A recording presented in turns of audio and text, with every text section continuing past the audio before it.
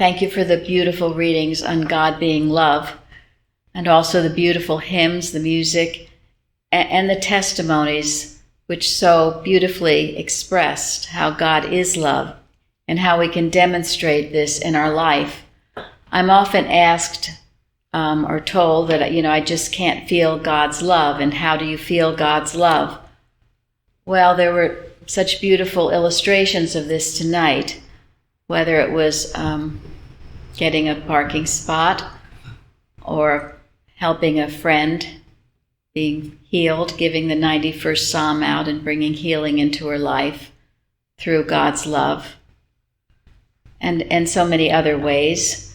And the main way to feel God's love is to acknowledge His presence in these instances. Very often, the human mind just goes from problem to problem.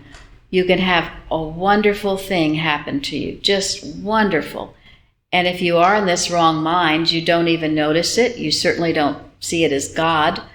And all you're wrapped up in is another problem, or another problem you're anticipating, rather than just being so very grateful for the dear Father who loves you and is showing all of us, each of us, every day of this love, if we only had the eyes to see and the ears to hear it.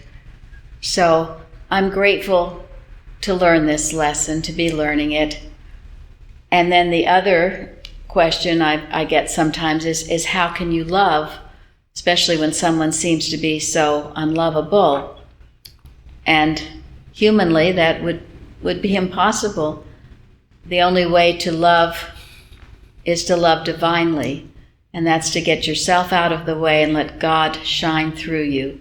So as Mrs. Eddy says, you even love the blade of grass under your foot. She looked out with great tenderness at everything she saw.